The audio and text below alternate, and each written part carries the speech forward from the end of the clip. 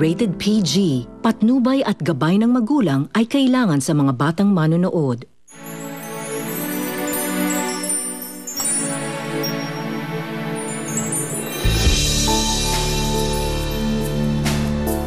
Get married as soon as possible.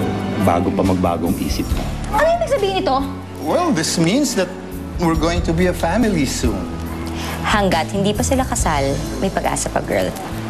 Ang gusto ko, itapon sila ni Daddy na parang basura. Siya at yung kapatid niya. Kapag may binigay siya, huwag kang tanggap ng tanggap. Pangit na nga ng tingin sa atin ni Leslie eh. Ayoko naman naisipin niya na tama siya. Na mukha tayong pera. Matalas ang pang-amoy mo sa mga katulad ng daddy ko. Ibabalik kita sa basurahang pinanggalingan mo.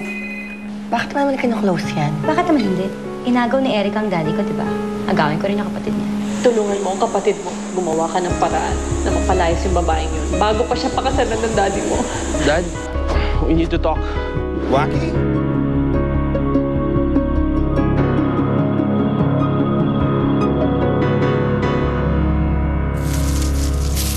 I didn't know you were coming over. Sana man lang nagpasabi ka. Anyway, now that you're here, I'd like you to meet Erica, my fiancé. Erica, this is my son, si Wacky. Actually, Joaquin yan eh. Pero kami nilang yata ni Manang ang tumatawag sa kanya ng Wacky. Everybody calls him Jake. Oh, why don't we all go inside? Marami yatang gustong itanong si Jake eh. We all need to talk. Let's go.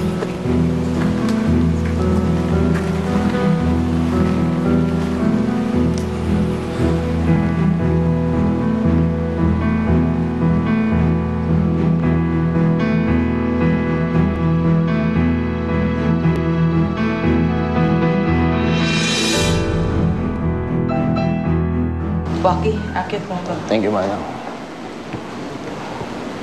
I've been meaning to call you. Gusto talaga kitang makausap. Even your mom. How is she? Well, she's better now. Till she found out na ikakasal ka na ulit.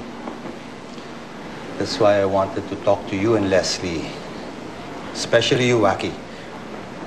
Hindi naman ako magpapakasal kung hindi ko sinasabi sa inyo eh. Siyempre, gusto ko, nandun kayo magkapatid. Are you serious? Baka dapat kayong dalawa muna mag-usap. Excuse me lang. Erica, I'm sorry. I know you don't have to hear this. Teka, bakit ka alis? Stay. Di ba ikakasal na kayong dalawa? Kaya dapat masanay ka sa amin kasi lagi kaming ganito. Joaquin, that's enough. Sige na.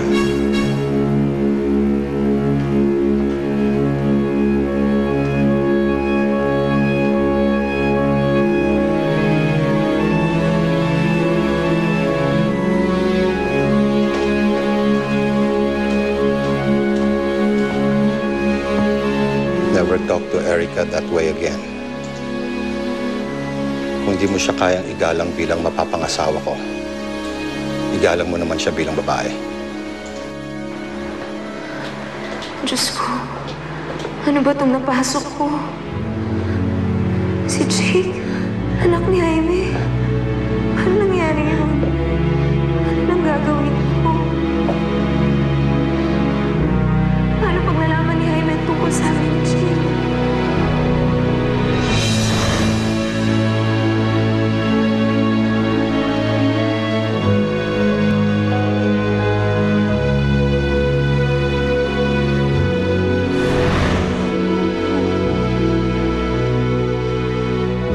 Why?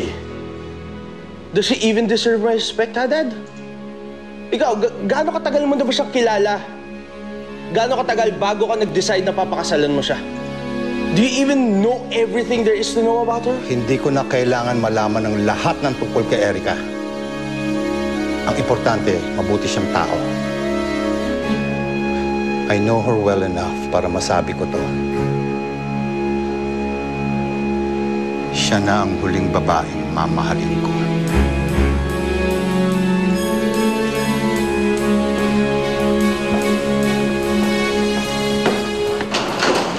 Ay! Ate, ginulat mo ako. Ayos ka lang? May problema ba? Bianca. Oh, si Jake. Nandito si Jake. Jake? Sino man Jake? Si Jake yung ex mo?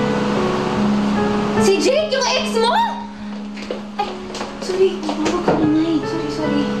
Oo, siya. Ano ginagawa niya dito? Anak pala siya ni Jaime. Siya pala yung tinatawag ni Jaime na Waki. Nung magkakilala kami ni Jaime, hindi ko naisip na pwedeng ganun kalit ang mundo para sa amin.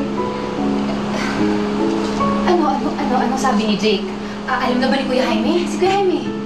Hindi pa sinasabi ni Jake kay Jaime, pero mukhang magkagalit talaga silang dalawang mag-ama. Ay, sasabihin ko na kay Jaime ang tungkol sa amin ni Jake. Mas mabuti naman galing sa akin kaysa sa iba. Wag! Ano ka ba? Lalo lang gugulo yung sitwasyon na sa iniisip mo eh. Alam ko yun, pero alam mo naman na... Masasaktan si Kuya Jaime. Kapag ka nalaman niya yung totoo, baka magka-problema pa kayo sa relasyon ninyo. Paano kung mag-away pa yung mag-ama dahil sa'yo? Eh, di ba ikaw na nga mismo nagsabi? Magkagalit na sila. Kaya, ate ko ako sa'yo. Hindi na lang ako magsasalita. Para walang gulo, para walang masaktan. Actually, pwede malaman ni Kuya Jaime ang ako sa nakaraan ninyo ni Jay.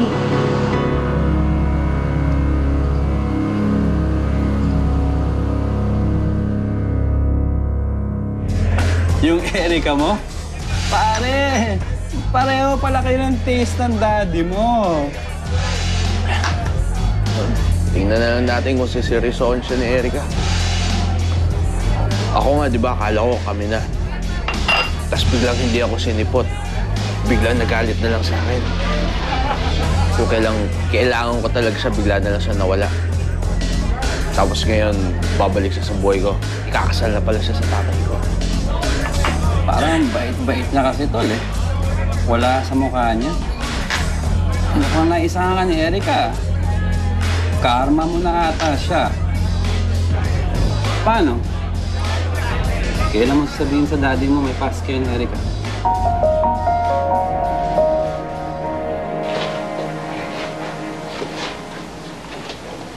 Oh, Waki! Anong gagawin mo dyan sa guest room?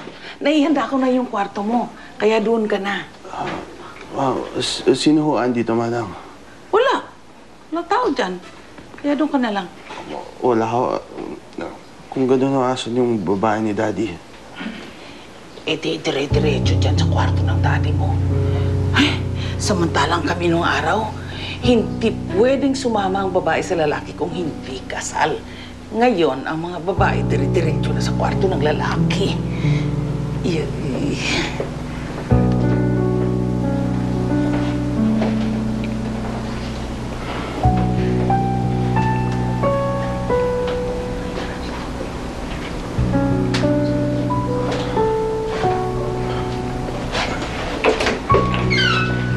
Oh, Rocky. Dad, may sasabihin sana ako sa'yo eh. Nakainom ka. Kung ano man yung sasabihin mo, it can wait till tomorrow. Jaime? Jaime, sino yan?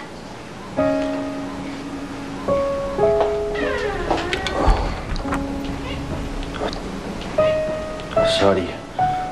Nakaistorbo pala ako sa inyo. I'll see you tomorrow.